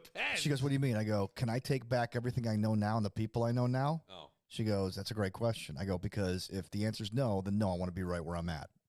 Think about it. You can't bring your nieces and nephews and your sons and your wife, and you can't. You have to go back, and it's like starting over. Yeah, it's starting over at the level you were back then. I would not want to go back there because I make the same mistakes. So why even bother? Right. So I can only imagine what they're going through at this age. Yeah. So I my only point for playing that was like it's one of her bigger hits, and it's one that I think that a lot of people could. All of her songs are incredibly catchy too. Even if you don't know who she was, like, oh, that's a Taylor Swift song that plays over and over, and I'll write your name. Yeah, I mean, like, I didn't know that was Taylor Swift. I'm like, it's so catchy, you know. I did see something today that sports betting. So I was watching this thing on YouTube, and this woman came on. She's referred to, her name is Meredith Whitney, as the Oracle of Wall Street, and she's called that for predicting the financial crisis of 2008. Which I think a lot of people were predicting. There were a few people, yeah. Well, I mean, I did a whole movie about it. I have a cousin who was pretty high up in the M&B bank, or one of the banks. M&T? No, MB&A. Oh, okay. And they did a lot of the credit cards and the loaning and stuff. And he's like, look, man, I'm getting out because they're painting golden turds here. Well, let me ask you a question. Your brother's an economic forecaster. Yeah, Is he saying anything about what's going to happen? No, he doesn't think it's his. You know what? Let me not put words in his mouth. No, we have not talked about it. Okay. Because I'd like to interview him. I'd like to talk to him. Okay. Well, we can. I want to see where to put my winnings from FanDuel. All right. But this woman says that sports betting is the reason that younger men are single, not buying homes, and not having sex. I believe it. Now, 30%. Partially. 30%. Not majority, but that's a big chunk. We're talking a 3 out third. of 10 dudes. Have not had sex in their 20s, have not had sex in the last year. Yeah, I could see that. Yeah, young men who have grown up with gaming are used to doing everything on their phone, and now they can do all sorts of betting on their phone. They can do real-time parlays on their phone. You have young men who don't want to date, and young women who are spending their time with Instagram moments at Taylor Swift concerts. That's what she said. I didn't even see that part. She said 74% of the housing stock is owned by people over 50, and guesses that eventually those homeowners are going to want to sell, and that there will be no buyers. Well, I think there will be buyers, but they're going to be buyers that you do not want buying the property. That's another story for another time, like BlackRock and all those companies. But I will say this. I mean, I would love to, like, I've never owned a home. I would love to down the road. Now is not the time to buy necessarily in some cases. But, yeah, I could see that because it's easy. I know sports. So everybody here. And here's the thing about betting now. It's so easy to do it. There. Yeah. $1 here, $1 there, because you can win a lot of money, and everybody thinks they know what they're doing. Sure they do. I know. I got it under control. Foodie, who is now leading by 2 points in our picks, by the way. He is. Leading by 2 points I'm over Dan Barillo. Place, No. Do you know how many games I lost in the final minute this year? Yes. I'm like the Buffalo Bills of our pick'ems. So Foodie was out in Vegas, and I said, did you do any gambling or anything? And he said, yeah, I did some sports betting, but he goes, I did like $10. You know.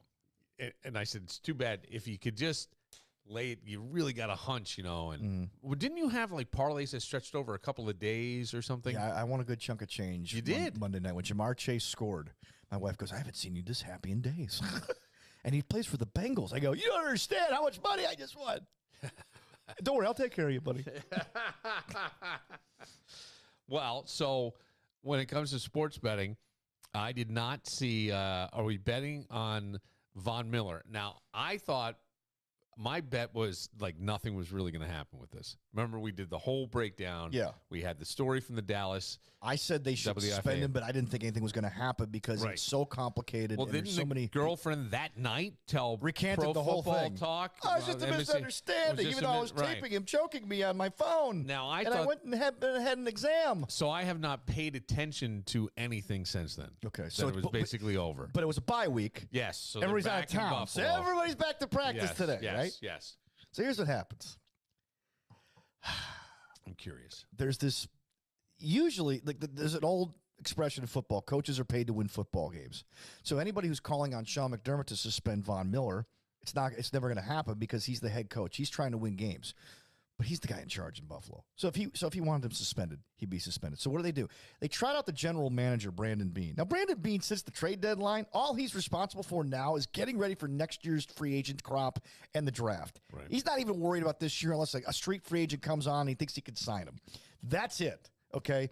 So, but the perception is that Beane is the boss of McDermott, which is not true. McDermott's in charge. But they trot Beane out to say, and I'll read it just so I don't make any mistakes. They're talking about Von Miller and asking about him. He didn't practice today. It was a veteran rest day. Mind you, they just had a freaking week off, okay? It's a veteran rest day. Okay, so he has it was planned as usual. Von's on a typical game schedule, and, this will replicate his game week last year before any of this legal trouble happened. But how do we know? Because the police didn't show up until after the incident. Mm-hmm. They took her statement. Yeah. He was not there. We know he started to tape it. Mm-hmm. That's sort of your only defense in all this. She also, and then the police said there were marks on her neck and different things. Okay. But we have no way of really proving it. Now, do I think something happened? Oh, yeah. Oh, yeah. Is there a pattern of this kind of behavior with him? Yeah. Oh, yeah. That's why I'm sitting there going, okay. Well, here's what are they going to do? Here's what Beane said. I said they probably couldn't do anything. I don't think they can. Now, here's what Brandon Beane said, though. If any of this were true, it would be out of character for the person we know. They've only known him for 18 months. Also, oh, by the way, he's been accused of something like this twice already before him. Well, it's out of character. Well, then you're not doing your due diligence, dude. But this guy's the sacrificial lamb. Really, they trotted him out there to look like. Well, what's he going to say? Well, that's the point. They don't trot him out there. Just ask your head coach. Well, we can't ask him because so we deflect it to Brandon Beane. This is PR 101 in the NFL. Deflect it to the general manager, who then goes on and says he can't do anything about it. It's everywhere. Dan. No, it is everywhere. It's like Exxon, but this is the NFL. We told you this was going to happen. Yeah. She's going to recant her statement, which she did, yes. and now so nothing's going to come of this. And we're going to let the NFL, do its investigation. How do you investigate what they can't what can't be investigated? Well, that's the point, though. Instead of say, hey, look, we're letting the NFL handle it. It's that simple. We've said this. He doesn't have to do a press conference. Just the fact you did a press conference, kind of like, not an admission of guilt, but it's almost like you're putting yourself out there for ridicule. Instead of saying, hey, look, we released a statement. That's it. Is he going to play this week? Yeah, he's going to play because he hasn't been arrested. He hasn't been charged with anything. We're going to let the NFL do the investigation. It's what we've always done. Here's the thing. I think Bills fans want him suspended. Want him suspended because he's not playing well. That's what I think. Oh. Now they're just gonna it's funny if he were good. Now watch. No, you know what? Wait a second. We got to let this play out. Three sacks and something, and a forced fumble, and it was you know what? Yeah. Hey man, that guy's the best. That's the what thing. are we doing? It's this flexible morality, and I said, look, I wish the Buffalo Bills would suspend him because this is not the third time he's been accused of something. Let's say he does have a game like that. Von Miller has a game against Kansas City. He sacks Mahomes 3 times. All that, or he has the game-winning play. In other words, Mahomes is about to score a game-winning drive. So in the post-game interview, they bring out Von. Do you go, Von? Were you picturing your pregnant girlfriend? You would ask that. Yeah. And you know what? Yeah, I know, right? No, I would never ask that. I would not. That's disrespectful. But they wouldn't put him out there. To the woman, I wouldn't be there. And I'm sure the PR guys, would ask him. Because people are going to want to talk to him at some point. Like, players usually talk on Thursdays and then after game days. So we'll see. My point is, this is the third time that somebody's been accusing him of something. And every time it gets swept under the rug. Why? Because these victims, they realize, hey, look, gravy train's going to dry up, baby. We got to do something. So, okay, all right. So, there's stories. And then, I'm not going to say who it was, then because Twitter likes to cancel people, Twitter decided to go back and try to resurrect another alleged spousal abuser who used to play for the Buffalo Bills. And this became a thing over the weekend. And eventually it died out. But it's wrong on so many levels. You got people who just want to like pull out the pitchforks and cancel people. And I think it's mostly because he's just not performing. If he were performing, hey, look, we should be with Brandon Beane. We got to let this play out. They gave you a statement last week. So stick with it. That's all you got to do. Instead of trotting the general manager out there to take the bullets as a sacrificial lamb. You knew it was because you know what he's going to coming, say. Yeah, but you knew it was coming, and they had to do something. So you're right. So you stage it. You make it look good. You make people feel like, hey, we asked the questions. We did our part. Everybody's it. On we go. Yeah. My conscience is clear now, Dan. Yeah, I did. I asked the questions. This is not he was the out first there. player that they've, like, who's had a history. Yes. That they didn't really fully investigate. Well. Because, hey, you know what? Man, we got to win a Super Bowl. Well, I understand, but Vaughn was never charged with it. He wasn't. So that's But, like, part trouble of it. keeps finding this dude. I hear you. And it's not the guy we knew. Yeah, we thought OJ was an awesome dude, too. Well, many people did. People still do. Well, okay, some do. Even though he has not shown any remorse. Some do. Violence seems to be just on the rise in general. And I was reading an article today that teachers, and some of them have been on the job for 3 decades. So you're talking 30 years. Somebody else, 15 or 18 years. But they're quitting because of student misbehavior. Now, I also think you get to a tolerance level as you get older where you don't want to deal with this. But I do remember talking to, I think it might have been on this podcast, where Monroe High School, then we talked to somebody who, there was a fight and the teacher got beat up. Yeah. And, I talked to somebody who knows a teacher who got her butt grabbed by a student. Her butt grabbed? Yeah, and she didn't report it. And the reason she didn't report it is because the teacher or the school comes back to her and goes, well, it looks like you can't control your classroom. Yeah. That's a strike against you. Well, that was because they're such pussies. Yeah, that was a big, no, that's always been a way. My father said to me, he goes, they were going through in the early 70s. He was a teacher. And he goes, yeah, they were starting to fire teachers. And he goes, I just knew if I could keep my classroom control. He goes, the kids were lighting fires and garbage cans and he goes, it was the place was wild. And he said, I just knew if I kept the kids quiet and I didn't send anybody down to the main office, because he goes, look, first in, last in, first out, right? Last in, last hired. The most recent hire, you're usually the first to be fired. Right. So he's like, I goes, if I can get through this, and I get through do exactly what, yeah. Right. I'm not a troublemaker. I'm not bringing the kids down all the time. And yeah, but these are teachers that are saying, even though I ran a tight class, the disrespect just skyrocketed. Probably 75% of my time was dealing with discipline. The stress of it was so much, I even hated just driving down the road to school. I didn't want to go anymore. Oh. So after 30 years, enough was enough, and she now owns a small art studio. Yeah, I don't blame her. Right. I don't blame her. And here's what's going to happen. We're going to lose good teachers. A cop, after so many years. Enough. You want to, because look what happened after the whole George Floyd thing. Cops, all right, we're done. You know, I'm done. You know what? I don't blame them. This is ridiculous. We have no respect. I don't want to sound like it's like I want 1954 I to don't come know back, what I don't know what. We have less and less respect for authority than ever before. Well, I think you are looking for, just like this song, Dan, right here. I think this is what you want. This is kind of the Dan Barillo thinking. The way Glenn Miller played. This is yours. Yeah, I'm Archie Bunker. No, I'm saying that. You wanna... Guys like us, we had it made. Those were the days. Daddy, yes. Those were the days. That's what I meant. That's all I'm saying. And men were men. That was the song, yeah. I don't know. I find it sad because you hear this more and more with teachers. I think they're having a hard time in the city of Rochester to keep teachers. I'm not sure about the suburbs, but things start to spill out after a while, and it's so hard. You don't want to put up with it. It's so hard. I mean, well, your wife's a teacher. Yeah, it's hard. They just don't. Kids don't care. There's a line in The Sopranos in season 2 where, what? You're laughing, but where because you're like Tony tells like the Carm, Rain Man of season 2, season 2, yeah, season 2. There's an episode of The Sopranos, episode of Sopranos, where season Tony, 2. and this is like 1999 or 2000 when they taped this, and Tony looks at Carmela and goes, as soon as she knows, he's talking about their daughter Meadow, as soon as she knows we're powerless, we're effed. Meaning, you know, like you can do whatever you want. You can go to like the authorities on us and all that stuff. You know, it's like we've given the kids total control. And that's awful. And it's education. The principals don't have the teachers' backs. The Board of Education doesn't have the administration's back. Everyone's a coward. Everyone's a pussy. And let's just, I just want to collect my pension and get the hell out. Yeah. And this is where we're at. So we're going to lose good teachers. Now you got a crop of a generation. When I was going to school, they used to tell us, dude, New York State's going to need 200,000 teachers in the next 10 years because they're all going to retire. Well, they were aging and now they're like, out. you can't get anybody to want to go into a classroom anymore. No, I don't think you can. So now we're going to get dumber and dumber and dumber. Maybe. And society's going to get wilder and wilder. These next generations. Maybe. I mean, we were just last night, we were talking about just here, made TMZ at Shorts Bar and Grill. Yeah, made TMZ. Yeah. You know?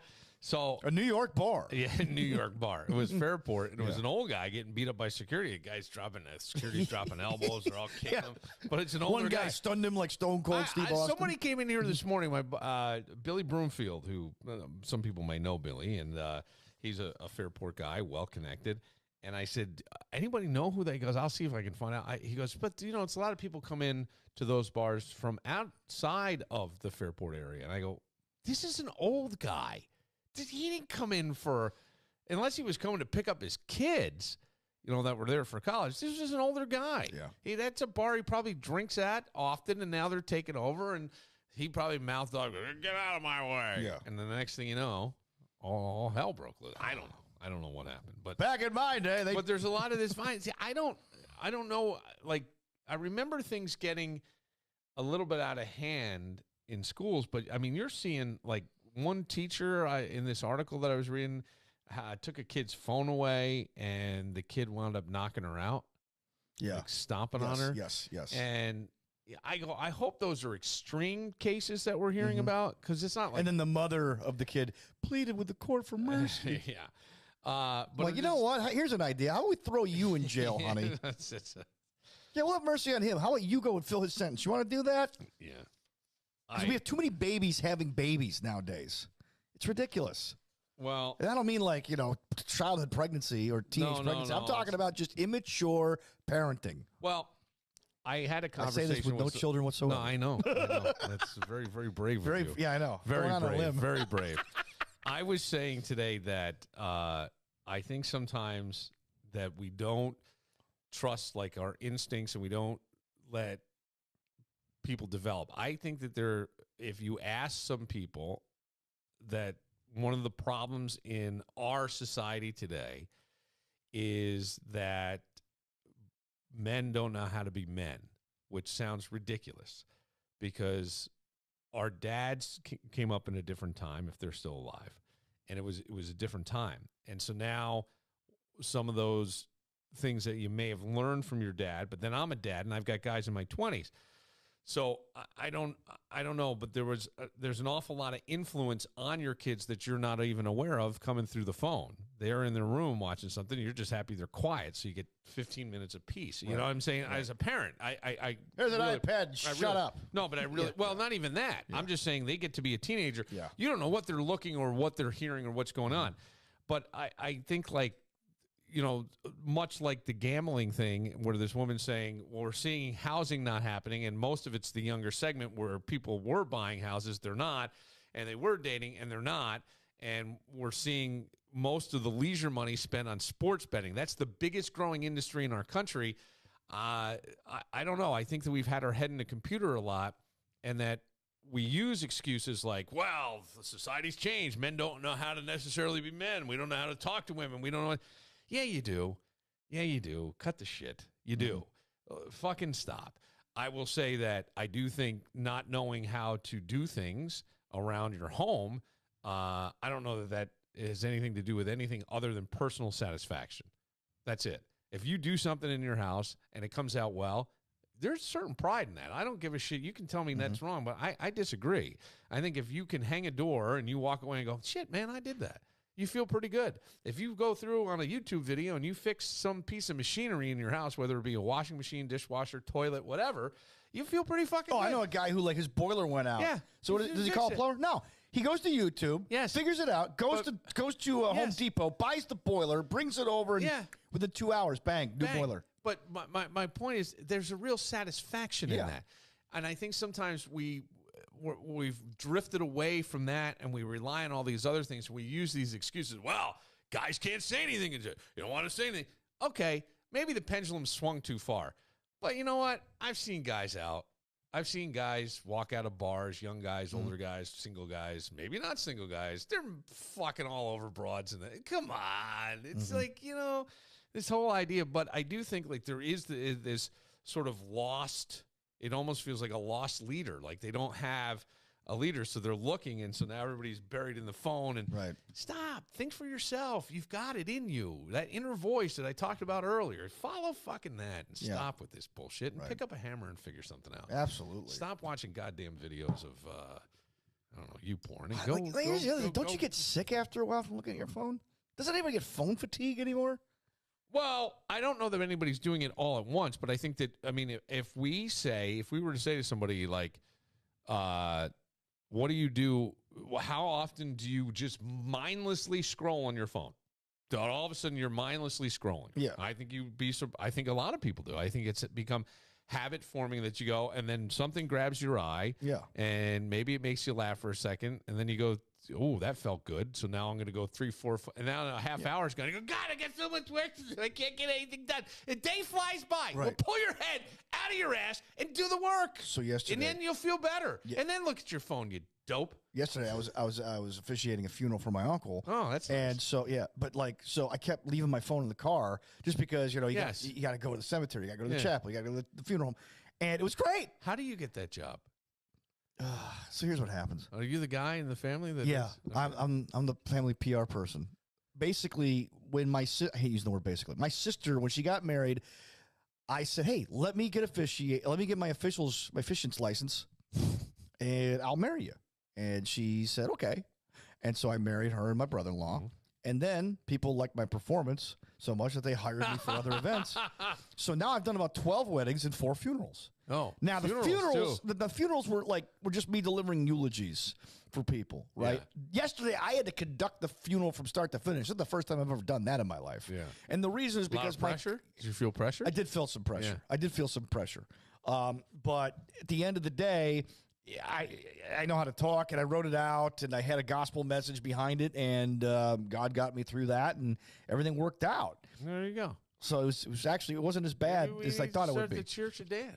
No, people are. I'd love to go to your church. I'm like, well, I'm not a minister. I only do weddings and funerals. I'd love to go to. I only do. And bar mitzvahs. Oh wait, I'm not that religious. Yeah, right. I can't do that. I can't. But yeah, I mean, so weddings, funerals, and kids' parties. Yeah, but what's funny though is I left my phone in the car most of the day, including the gathering afterward. I'm like, and all I had on it that I missed was 3 texts from Peter Montemurno about the Bills and the Sopranos. The Bills and the Sopranos. He goes, "Oh, by the way, Michael Imperioli, he did play Christopher. He's opening up a speakeasy Easy in New York City. Yeah. I go, oh, okay, cool. Hey, I'm still on for Thursday, right? I'm like, yep. All right, we'll see you then. All right, Danny, it's been fun. It's been fun. It has been fun. From Taylor Swift, your person of the year, from Fart Court. I was hoping it was going to be Kevin, because he's met so many new people that who knows more people than Kevin? Yeah, no, he's just the biggest of the year. Oh, okay, the biggest person of the year. Right. For Dan Barillo, I'm Bill Moran. We'll see you tomorrow. I woke up in a hotel, didn't know what to do.